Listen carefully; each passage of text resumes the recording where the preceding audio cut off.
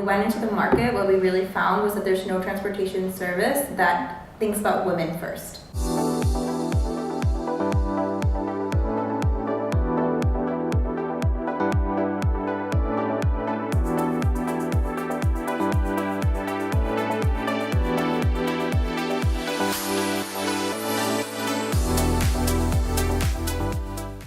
Every single other service puts men first and men's needs first, and that makes it very difficult for women to get to work or to get to school or even take the opportunities that they want to.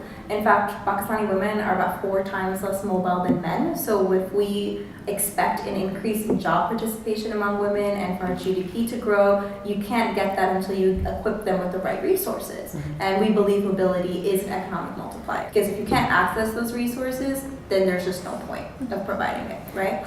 So Roshni Rides is a carpooling platform for commuters, and it's women's friendly.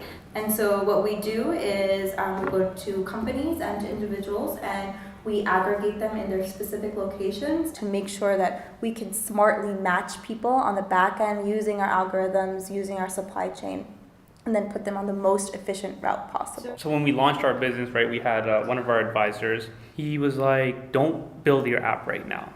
Right? He was like, go out there and just start your business, right? Prove to yourselves that you actually have a business that's making money.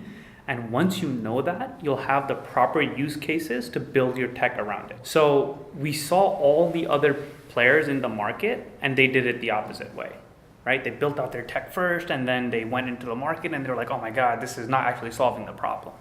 Right? But actually every single feature that's in our application solves a specific problem that we faced in the business. The long-term vision was that we need to keep our vision and values aligned and somehow get to the helping the displaced populations.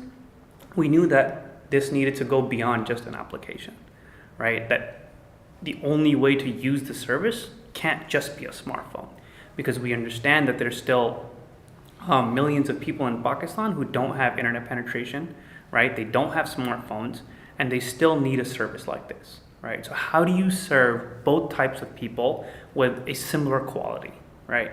So the first thing that we did was we started to develop our own routing algorithm. Then the second thing was we're like, okay, now how do we go beyond just an application? And then it was figuring out how if somebody can sign up through, just a simple phone call or a message, right? So you can either message our hotline number, message the Facebook group, message the Instagram page, right? And have a way of signing up through different channels, basically, right?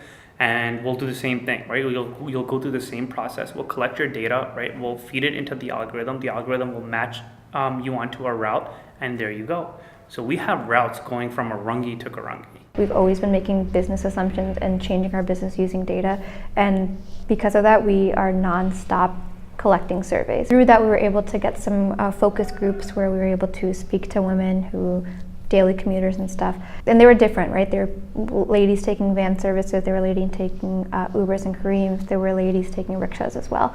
So every single month, we're trying to understand our consumers by putting out a new survey, asking different questions, trying to best understand what the pain points are, how much they're paying, what we can be doing better to give them the most highest quality service of transport, right? At the end of the day, we are focusing on quality and we're focusing on experience. We want their experience in the car, their experience when commuting and being transported to be the highest. So that's the best advice we've also gotten is don't put a lot of space between you and the customer until you have to. The fact that we are face-to-face with our customers, the fact that we're dealing with these calls ourselves, it's like, oh my gosh, I'm actually affecting someone's life here, right?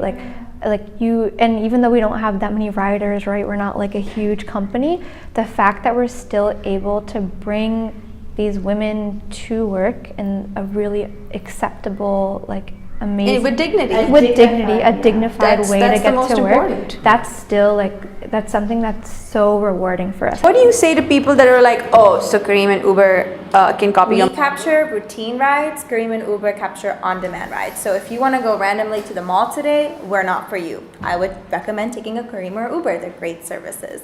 But if you want to get to and from work every single day and it's a routine ride and you want consistency, quality, affordability, safety, that's when you come to Roshni Rides, because you're going to get the same driver who's going to be branded, uniformed, vetted, safe, with the same vehicle that goes through ethical sourcing criteria, strong sourcing criteria, and in a way that's efficient. Our relationship with the drivers is that we sort of realize that they're a huge stakeholder in our company. A real investment in their nurturing and bringing a sort of upbringing, right? In the sense that we do, for example, monthly refreshers.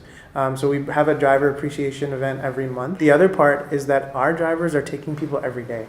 So there's a different relationship that's developed there. It's not a random person every time, it's the same person every time. And so you need someone who can earn that trust, right? So in our vetting processes, kind of seeing, okay, what's their background check looking like, how's it coming up? And then the obvious stuff, verifying CNIC, verifying a license, registration. And so pretty much like our thing is that we are going to invest in them long term.